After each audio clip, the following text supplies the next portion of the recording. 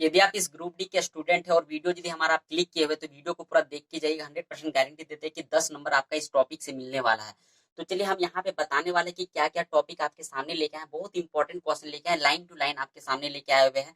तो वीडियो को आगे बढ़ने से वीडियो को पहले हमारे वीडियो को पहले लाइक कीजिएगा, फिर चैनल को सब्सक्राइब कीजिएगा, फिर साथ ही नोटिफिकेशन बिल को प्रेस कीजिएगा, क्योंकि नोटिफिकेशन आपको मिलना बहुत जरूरी होता है, क्योंकि हम यहाँ पे हर सारे इंपॉर्टेंट मतलब कि टॉपिक को लाते रहते हैं जो आपके लिए इंपॉर्टेंट है।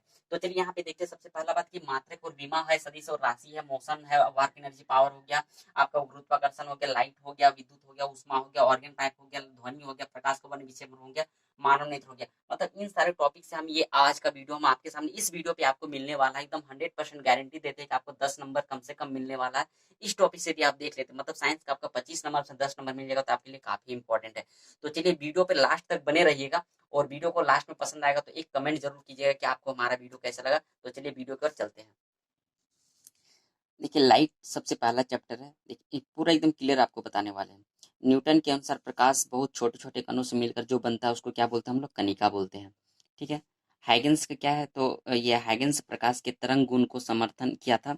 हाइगेंस जो था प्रकाश के तरंग गुण को समर्थन किया था, और यंग ने व्यतिकरण के प्रयोग से तरंग गुण को सिद्ध किया था। ठीक है। पॉइंट कुछ समझते जाइएगा, 2 से 3 बार देखिएगा। हम सिर्फ आपके सामने रीडिंग यहाँ पे दे रहे हैं ताकि आप इस वो 2 से 3 बार वीडियो को देख सकें। आइंस्टीन ने प्रकाश विद्युत प्रभाव की व्याख्या प्रकाश के कण के गुण से किया था।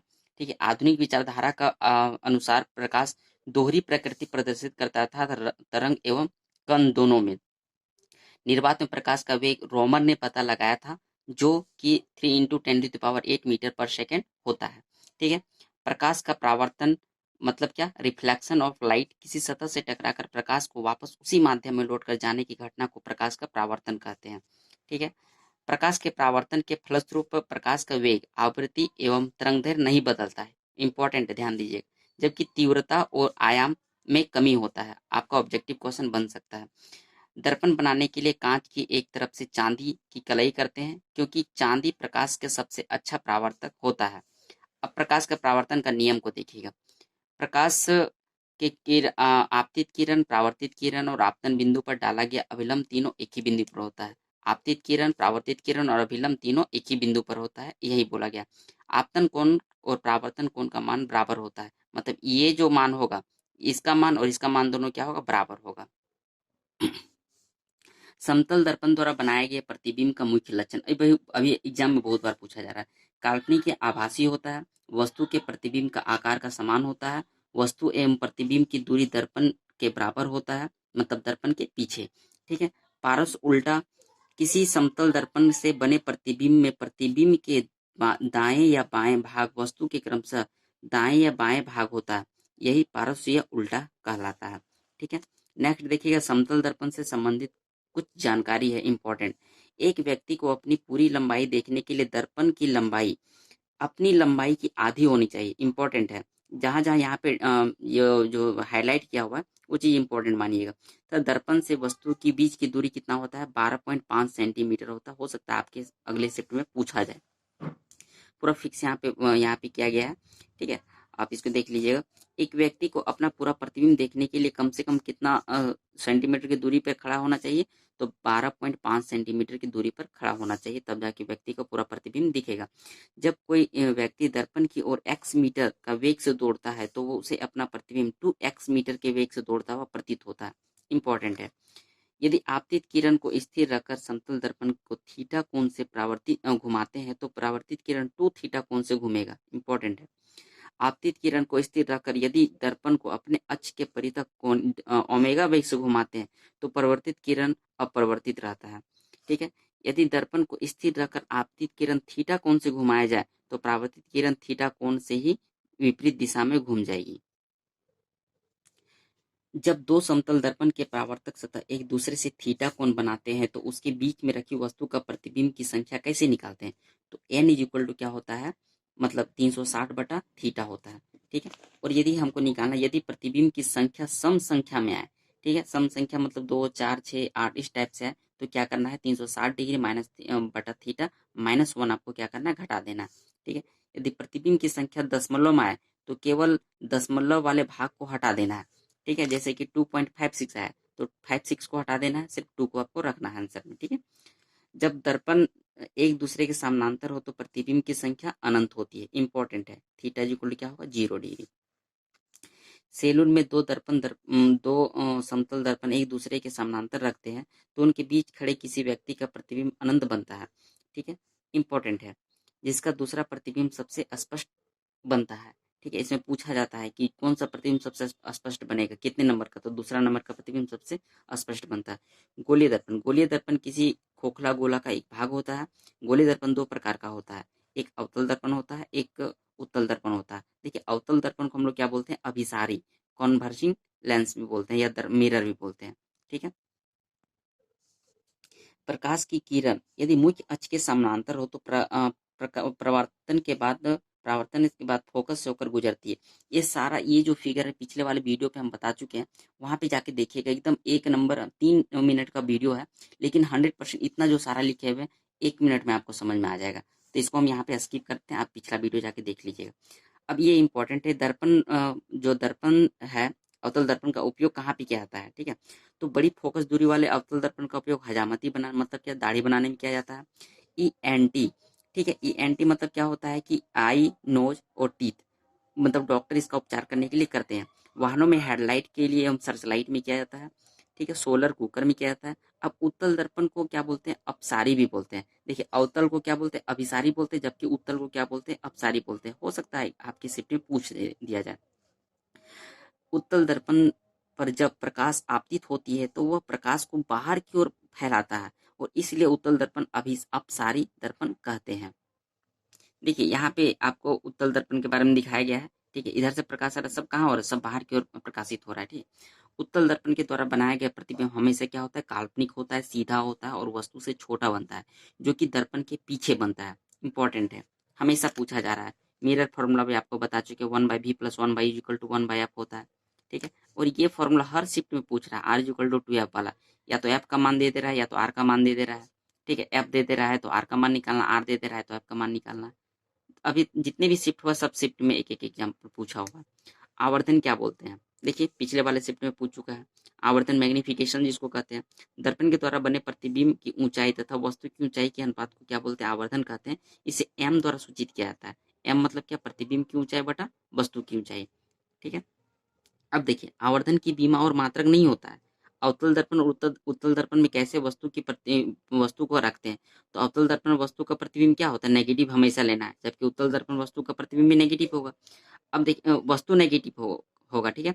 अब प्रतिबिंब की बात करते तो यहाँ पे नेगेटिव होगा, ठीक है, लेकिन काल्पनिक होगा। अब यहाँ पे क्या होगा, पॉजिटिव होगा। फोकस दूरी क्या होगा, फोकस यहाँ पे हमेशा नेगेटिव होगा, जबकि उत्तल दर्पण में फोकस हमेशा पॉजिटिव होगा। क्योंकि देखिए यहाँ पे दिखा रहे हैं जितना इस साइड बनेगा, ठीक है, दर्पण की साइड बनेगा हमेशा नेगेटिव बनेगा, उधर बनेगा हमेशा पॉजिटिव बनेगा, ठीक है। क्योंकि आप लोग चिन्ह परिपाटी में क्या सीख चुके हैं कि इधर क्या होता है, इधर नेगेटिव होता है, इधर नेगेटिव होता है, इधर क्या होता है, पॉजिटिव होता है। ऊपर क्या होता है, पॉजिटिव होता है, नीचे क्या होता है, नेगेटिव होता है, ठीक है। तो इस प्रकार से यहाँ पे दिया हुआ, ये हमेशा पूछता है कि अवतल दर्पण में वस्तु का प्रतिबिंब प्लस में मतलब धनात्मक लिया जाता है, फिर ऋणात्मक लिया जाता है, तो आपको क्या बोलना है, ऋणात्मक लिया जाता है, ठीक है। यहाँ पे कुछ न्यूमेरिकल है, देखिएगा 40 सेंटीमीटर फोकस दूरी वाले अवतल दर्पण पे एक वस्तु को 60 सेंटीमीटर की दूरी पर रखते हुए प्रतिबिंब की यहाँ पे स्थान ज्ञात करना है। देखिए हम आपको वीडियो यहाँ पे से भी दिखा रहे हैं, आप यहाँ पे खुद सॉल्यूशन कर लीजिए, बहुत अच्छा तरह से यहाँ पे सॉल्यूशन किया हुआ है, आपको पूरा यहाँ पे दिखाएंगे नहीं, क्योंकि यहाँ पे बस कैलकुलेशन एलसीएम लेके करना है। देखिए सेकंड नंबर यहाँ पे देखिएगा, 100 सेंटीमीटर फोकस दूरी वाले उत्तल दर्पण में किसी वस्तु कितनी दूरी पर रखा जाए कि प्रतिबिंब 40 सेंटीमीटर की दूरी, एकदम होप टू होप यही क्वेश्चन शिफ्ट 26 तारीख के शिफ्ट में पूछा गया है, एकदम यही डाटा भी दिया हुआ था, ये डाटा दिया हुआ था, आपको यही निकालना भी था। तो देखिए यहाँ पे कितना आंसर हो जाएगा, -66.67। देखिए कुछ नहीं करना, सिर्फ वैल्यू बैठा देना आपको। समतल दर्पण का उपयोग देखिए, समतल दर्पण यहाँ पे बहु उपदर्शी में समतल दर्पण का उपयोग किया जाता है, ठीक है, उप बहुदर्शी में, ठीक है। उत्तल दर्पण का उपयोग सड़क में लगे परावर्तक लैंप में किया जाता है, सोडियम परावर्तक लैंप में होता है, वाहनों में लगे पश्च दर्पण में होता है। अवतल दर्पण प्रकाश की जगह पे केंद्रित करता है, इसलिए अवतल दर्पण को अभिसारी दर्पण भी कहते हैं। देखिए यहाँ पे क्या बोलता है, अभिसारित मतलब केंद्रित करता है, उत्तल में क्या था, प्रसारित करता है, ठीक है। उत्तल दर्पण में प्रकाश को फैलाता है, इसलिए उत्तल दर्पण को अपसारी बोलते हैं। देखिए अपसारी और अभिसारी। अप मतलब क्या होता है, ऊपर, ऊपर मतलब क्या होता है, फैलाना, ठीक है। उत्तल दर्पण में वो अपसारी दर्पण करते हैं, क्यों, क्योंकि उत्तल दर्पण फैलाता है, तो अप मतलब ऊपर, ऊपर मतलब फैलना, इस तरह याद रखिएगा। ठीक है। अब अपवर्तन किसको कहते हैं? जब प्रकाश एक माध्यम से दूसरे माध्यम में प्रवेश करता है, ठीक है, तो माध्यम बदलने पर प्रकाश के मुड़ने की अपवर्तन कहते हैं। अपवर्तन के कारण अलग अलग माध्यमों में प्रकाश का अलग अलग वेग होता है। ठीक है। अपवर्तनांक क्या होता है? किसी माध्यम का अपवर्तनांक निर्वात में उस माध्यम में प्रकाश के वेगों का अनुपात होता है। यह मात्रक का बीमाहीन होता है। ठीक है। अपवर्तनांक क्या होता है? यह इसका कोई बीमा नहीं होता है। अपवर्तनांक से देखिए, अपवर्तन के फलस्वरूप प्रकाश वेग, तरंग दैर्घ्य, तीव्रता, आयाम कमी आती है, जबकि आवृत्ति में कोई परिवर्तन नहीं होता है। ठीक है। अब देखिए यहाँ पे कुछ इंपॉर्टेंट अपवर्तनांक दिया है। निर्वात में कितना 0 होता है, जल का अपवर्तनांक कितना, तो 1.33 होता है, वायु का अपवर्तनांक 1.008 होता है, कांच का अपवर्तनांक 1.5 होता है, हीरा का अपवर्तनांक 2.42 होता है। ये इंपॉर्टेंट है और ये इंपॉर्टेंट है, दोनों याद करके रखिएगा। माध्यम में प्रकाश का वेग कितना होता है? 3 × 10⁸ मीटर पर सेकेंड होता है। यदि हीरा का अपवर्तनांक 2.42 होता है तो हीरा में प्रकाश का वेग क्या होगा? तो देखिए यहाँ पे हीरा में प्रकाश का वेग, अब प्रकाश का वेग यहाँ पे आपको याद रहेगा, तब तो आप हीरा यहाँ पे अपवर्तनांक निकालिएगा। तो प्रकाश का वेग कितना होता है? 3 × 10⁸ मीटर पर सेकेंड होता है, और हीरा का अपवर्तनांक यहाँ पे दिया हुआ है 2.42 दिया हुआ, आप इसको सॉल्व कीजिएगा, आ जाएगा। जिस माध्यम का अपवर्तनांक सबसे अधिक होगा सघन माध्यम कहलाता है। जिस माध्यम का अपवर्तनांक अधिक होता है सघन माध्यम कहलाता है, तथा जिस माध्यम का अपवर्तनांक कम होता है विरल माध्यम कहलाता है। ठीक है। अब अपवर्तन के नियम को देखिएगा। ठीक है। आपतित किरण, अपवर्तित किरण और अभिलंब तीनों क्या होते हैं? एक ही बिंदु पर होते हैं। ठीक है। आपतन कोण का मान और अपवर्तन कोण का मान मतलब ज्यामिति मतलब साइन का जो अनुपात होता है एक नियतांक होता है। ठीक है। अब देखिए यहाँ पे ये जो चिन्ह है बहुत अच्छा तरह से याद रखिएगा। ये क्या? आपतित किरण, आपतित मतलब आ रहा है। ठीक है। तो देखिए यहाँ से क्या हो रहा है कि देखिए ये आपका जो ऊपर वाला है, जिधर से प्रकाश आता है वो आपका कौन सा माध्यम होता है? सघन माध्यम होता है। ठीक है। और जिधर प्रकाश जा रहा है उधर कौन सा माध्यम होता है? विरल माध्यम होता है। तो आने वाला किरण आपतित किरण, इधर से जाने वाला परावर्तित किरण। ठीक है। देखिए यहाँ पे क्या हो रहा है, यहाँ पे बहुत सारा पूछता है कि ये सघन माध्यम से विरल माध्यम पे जाएंगे तो क्या होगा, और विरल माध्यम से सघन माध्यम में आएंगे तो क्या होगा। तो देखिए सघन माध्यम से विरल माध्यम में आएंगे तो क्या होता है, ये 90 डिग्री से परे जाता है। ठीक है, हट रहा है। ठीक है। जबकि यहाँ पे विरल माध्यम सघन की ओर जाएंगे तो क्या होगा, अभिलंब से ये अभिलंब से क्या हो रहा है, दूर जा रहा है। ठीक है। तो जब यहाँ पे विरल माध्यम सघन माध्यम जाएंगे तो क्या होगा, अभिलंब की ओर झुकेगा। ठीक है। ये बहुत बार पूछता है एग्जाम में। देखिए यहाँ पे उसका नोट्स भी लिख दिए हैं। जब एक जब प्रकाश जब विरल माध्यम से सघन माध्यम में प्रवेश करता है तो अपवर्तनांक के बाद अभिलंब की ओर मुड़ जाती है, और इस स्थिति को आपतन कोण का मान अपवर्तन कोण के मान से ज्यादा होता है। ठीक है। प्रकाश जब सघन माध्यम बोले तो ऊपर से नीचे। ठीक है। जब प्रकाश सघन माध्यम से विरल माध्यम प्रवेश होता है तो अपवर्तन अभिलंब से दूर भाग जाती है। देखिए यहाँ से इधर आना चाहिए था, इधर आना चाहिए था, लेकिन क्या हो रहा है, इधर जा रहा है, तो अभिलंब से तो क्या हो गया, दूर हो गया। मतलब सघन माध्यम से विरल माध्यम की आएगी तो अभिलंब से दूर हटेगा, और विरल विरल से सघन माध्यम की ओर जाएगा तो अभिलंब की ओर झुकेगा। ये दोनों आपको याद करके रखना है। देखिए अपवर्तन का कुछ उदाहरण है। पानी में आधी डूबी हुई लकड़ी को मतलब टेढ़ा दिखाई देना, लकड़ी को दिखाई देना, पानी में डूबा हुआ सिक्का वास्तविक गहराई से कम गहराई में प्रतीत होना, तारों का टिमटिमाना जबकि तारा का रंग तापमान का सूचक होता है, वास्तविक सूर्योदय 2 मिनट पहले तथा वास्तविक सूर्यास्त 2 मिनट बाद सूर्य का दिखाई देना वायुमंडलीय अपवर्तन के कारण होता है। ठीक है। ये द्विमीय अपवर्तनांक वाले द्रव किसी वस्तु के यहाँ पे इतना आभासी है। देखिए ये बहुत बार अपवर्तनांक पूछता है, पीछे वाले वीडियो में बता चुके। देखिए यहाँ पे एक न्यूमेरिकल है। हम यहाँ पे वीडियो को थोड़ा सा पॉज कर लीजिएगा, आराम से देख लीजिए, क्वेश्चन भी आराम से अच्छा से यहाँ पे न्यूमेरिकल भी कैसे बनाया उसको आपको यहाँ पे पूरा आपको यहाँ पे दिख रहा है। अपवर्तनांक प्रतीत होता है कितना 10, और यहाँ पे चाहे 7.5 घटा दीजिएगा तो वास्तविक क्या हो जाएगा, 2.5 हो जाएगा। देखिए पूर्ण आंतरिक परावर्तन किसको कहते हैं, टोटल इंटरनल रिफ्लेक्शन। जब प्रकाश सघन माध्यम से विरल माध्यम में प्रवेश करता है तो अभिलंब से दूर भागता है। यदि आपतन कोण का मान बढ़ाया जाए तो अपवर्तन कोण का मान भी बढ़ता जाएगा, और एक आपतन कोण ऐसा प्राप्त होगा जिससे कि अपवर्तन कोण का मान क्या हो जाएगा, 90 डिग्री हो जाएगा। तो इस आपतन कोण को क्या बोलते हैं, क्रांतिक कोण कहते हैं। तो क्रांतिक कोण किसको कहते हैं, जब 90 डिग्री हो जाता है तो उसको क्या बोलते हैं, अपवर्तन कोण का मान 90 डिग्री हो जाता है। यदि आपतन कोण का मान सघन माध्यम से क्रांतिक कोण से अधिक हो जाए तो प्रकाश सघन माध्यम से ही वापस लौट जाती है, और इसी घटना को पूर्ण आंतरिक परावर्तन कहते हैं। ठीक है। देखिए यहाँ पे पूरा टोटल फिगर दिया हुआ है, आपको बहुत अच्छे तरीके से समझ में आ जाएगा। क्रांतिक कोण के लिए आपतन कोण का मान कितना होता है, 90 डिग्री होता है। पूछता है, हर शिफ्ट में पूछ रहा है क्रांतिक कोण का मान कितना होता है, अपवर्तन कोण का मान, तो 90 डिग्री होता है। ठीक है। पूर्ण आंतरिक परावर्तन के अपवर्तन कोण का मान कितना होता है, 90 डिग्री से थोड़ा अधिक होता है। देखिए पूर्ण आंतरिक परावर्तन का कुछ यहाँ पे नियम है कि हीरे का चमकना होता है, गर्मी के दिनों में रेगिस्तान के मृग का बनना होता है, फूटा हुआ कांच का चमकना होता है, इंडोस्कोप आंतरिक अंगों का यहाँ पे ऑप्टिकल फाइबर के रूप में होता है। पूर्ण आंतरिक परावर्तन प्रधारित है। देखिए दो गोलीय पृष्ठों से घिरे हुए किसी अपवर्तनांक का माध्यम को लेंस कहते हैं। देखिए लेंस का कैसे होता है, इस प्रकार से होता है। इसको बोलते हैं अभिसारी बोलते हैं, इसको अपसारी बोलते हैं। मतलब अंदर की ओर झुका रहेगा तो उसको अपसारी, अप मतलब ढुकल, अभिसारी मतलब उठल। ठीक है। तो इस प्रकार से है। देखिए यहाँ पे क्या है, लेंस का प्रकाशीय केंद्र, यह लेंस के अंदर स्थित वह बिंदु होता है जो गुजरने पर प्रकाश किरणों को विचलन नहीं होता है। ठीक है, तो ये इंपॉर्टेंट उतना नहीं है, हम पीछे वाले वीडियो पे हम वैसा बता चुके हैं। देखिए यहाँ पे फोकस दूरी क्या, प्रकाशीय केंद्र में फोकस तक दूरी को फोकस दूरी कहते हैं। ठीक है, यहाँ पे क्या होता है, उत्तल दर्पण में आपको वस्तु की प्रतिबिंब को क्या लेना है, नेगेटिव लेना है। प्रतिबिंब की दूरी को आपको क्या लेना है, नेगेटिव पॉजिटिव लेना है। फोकस दूरी आपको पॉजिटिव लेना है। जबकि अवतल दर्पण में क्या होता है कि आपको वस्तु की दूरी को नेगेटिव लेना है, प्रतिबिंब की दूरी को भी नेगेटिव लेना है।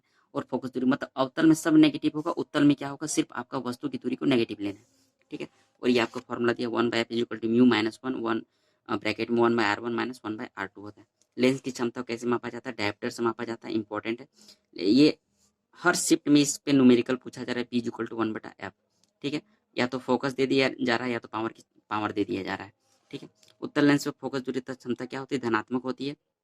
ये आपको ऊपर वाले वीडियो में बता चुके हैं। P क्या होता है, P1 + P2 - dP1 × dP2 होता है। ठीक है, देखिए लेंस के द्वारा बनाए गए प्रतिबिंब का मुख्य लक्षण क्या होता है। यदि वस्तु अनंत पर होती है तो इसका प्रतिबिंब कहाँ पे बनता है, फोकस पे बनता है। अनंत और यहाँ पे केंद्र पे रहेगा तो फोकस और केंद्र के बीच में रहेगा। इसके पीछे वाले वीडियो पे हम बता चुके हैं, एकदम 3 मिनट का वीडियो है, 100% आपको समझ में आ जाएगा। पीछे वाले वीडियो पे हमारा देख लीजिएगा पूरा, वहाँ पे इसको हम स्किप कर देते हैं। मानव नेत्र से संबंधित दृष्टिकोण, ये चैप्टर 2 है। निकट दृष्टि दोष को क्या बोलते हैं हम लोग, मायोपिया बोलते हैं। ठीक है, इस दोष में व्यक्ति को दूर की वस्तु को स्पष्ट रूप से दिखाई नहीं पड़ती है और निकट की वस्तु को दिखाई पड़ती है, क्योंकि लेंस की वक्रता, गोलाई या मोटाई बढ़ जाने के कारण लेंस की फोकस दूरी बढ़ जाती है और क्षमता क्या होता है, घट जाता है। ठीक है, जिसके कारण प्रतिबिंब रेटिना के पहले बनता है। उपचार के लिए क्या होता है, अवतल लेंस का उपयोग किया जाता है। ठीक है, नेक्स्ट देखिए, दूरदृष्टि दोष किसको कहते हैं कि इस दोष में व्यक्ति निकट की वस्तु को स्पष्ट रूप से नहीं देख पाता है, जबकि दूर की वस्तु को देख पाता है, क्योंकि लेंस की वक्रता, गोलाई घट जाती है और जिसके कारण लेंस की फोकस दूरी बढ़ जाती है और वस्तु की प्रतिबिंब रेटिना के पीछे बनता है। उपचार के लिए क्या होता है, उत्तल लेंस का उपयोग किया जाता है। ठीक है, देखिए 2 और 3, 3 4 का मतलब क्या होता है, दूर की वस्तु को टू से यहाँ पे देखिए, दूर में क्या लिखा जाता है, 2, यहाँ पे उत्तल 3 हो गया। तो दूर मतलब दूर दृष्टि दोष रहेगा तो उत्तल लेंस का उपयोग किया जाता है, निकट दृष्टि दोष रहेगा तो अवतल लेंस का उपयोग किया जाता है। ठीक है, इसको याद रखिएगा। जरा दृष्टि दोष किसको कहते हैं, इस दोष में व्यक्ति को निकट एवं दूर दोनों की वस्तु स्पष्ट रूप से दिखाई नहीं पड़ती है। वृद्धावस्था के कारण आंख की संवेदन क्षमता घट जाती है या समाप्त हो जाती है। इसके कारण से व्यक्ति ना तो दूर की वस्तु को देख सकता है, ना तो निकट की वस्तु को देख सकता है। इसके उपचार के लिए क्या किया जाता है, तो द्विफक्षी लेंस का उपयोग किया जाता है। अबिंदुकता किसको कहते हैं, तो इस दोष में व्यक्ति को क्षैतिज एवं ऊर्ध्वाधर तल एक साथ स्पष्ट रूप से दिखाई नहीं देता है। अर्थात इस रोग से ग्रसित व्यक्ति क्षैतिज दिशा को ठीक ठीक देख नहीं पाता है, परंतु ऊर्ध्वाधर दिशा में नहीं देख पाता है। उपचार के लिए क्या होता है, इस दोष को निवारण के लिए बेलनाकार लेंस का प्रयोग किया जाता है। मोतियाबिंद किसको कहते हैं, इस दोष में लेंस के उपचार एक आपतित झिल्ली का निर्माण होता है, जिसके कारण से प्रकाश अपवर्तन पहले कम होता है, बाद में नहीं हो पाता है। उपचार के लिए क्या होता है, शल्य चिकित्सा मतलब ऑपरेशन ही इसका उपाय है मोतियाबिंद के लिए। वर्ण अन्यता किसको कहते हैं, जिसको कलर ब्लाइंडनेस कहते हैं, वर्ण अन्यता। इस दोष में व्यक्ति को रेटिना में किसी खास प्रकार की कोशिकाओं का अभाव होता है, जिसके फलस्वरूप व्यक्ति उस रंग को नहीं पहचान पाता है। ठीक है, यह एक्स गुणसूत्र के अनुवांशिक रोग है जिसका कोई इलाज नहीं है। इस बीमारी को ग्रसित व्यक्ति लाल एवं हरे रंग को नहीं पहचान पाता है। देखिए भेंगापन किसको होता है, जिसको टेढ़ा दिखाई देता है। आंख में समझन क्षमता कमजोर हो जाने के कारण आंख का टेढ़ापन दिखाई देना भेंगापन कहलाता है। उपचार के लिए ऑपरेशन की आवश्यकता होती है। देखिए यहाँ पे तीसरा चैप्टर है आपका प्रकाश का वर्ण विक्षेपण। ठीक है, प्रकाश का वर्ण विक्षेपण से देखिए इसको VBGO आपको याद रखिएगा।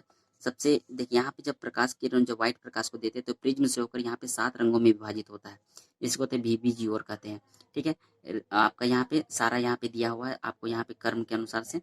अब देखिए यहाँ पे मेन इंपॉर्टेंट इसमें क्या है, इस घटना की खोज किसने किया था, तो आपका न्यूटन साहब ने किया था।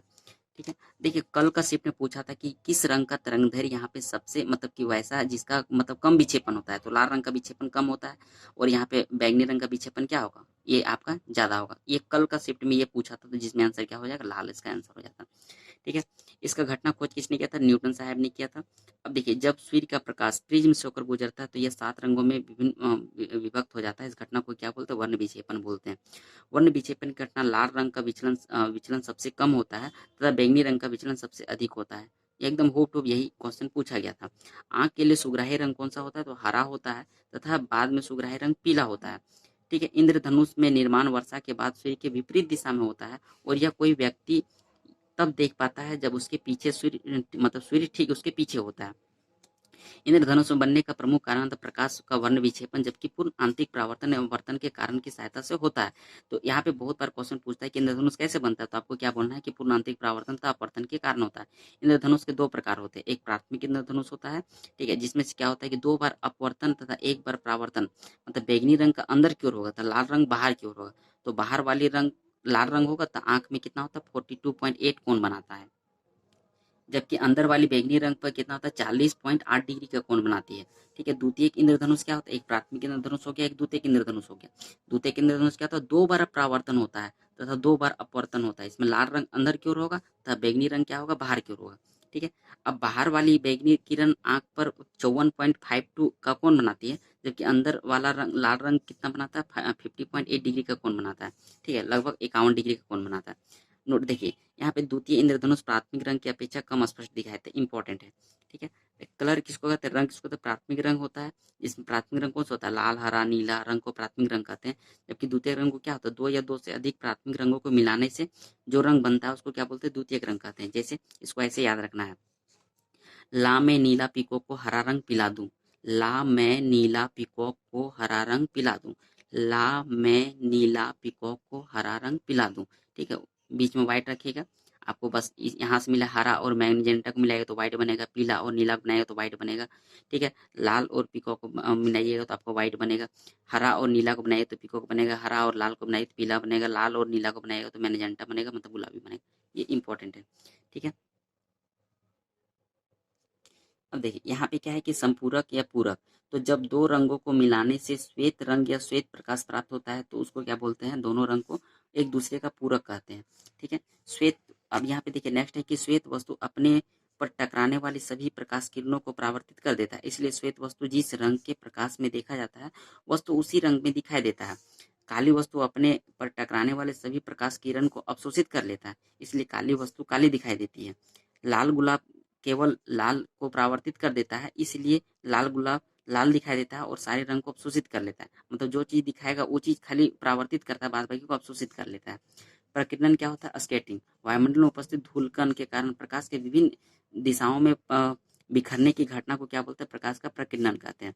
ठीक है, रेले के अनुसार प्रकाश का प्रकीर्णन, रेले के अनुसार बैंगनी रंग का प्रकीर्णन सबसे अधिक होता है तो लाल रंग का प्रकीर्णन सबसे कम होता है। ये पूछा जा सकता है किसके अनुसार से लाल रंग का तरंगदैर्घ्य सबसे अधिक होता है। ठीक है, तो किसके अनुसार से होता है? बैंगनी, आपका जाके रेले के अनुसार से।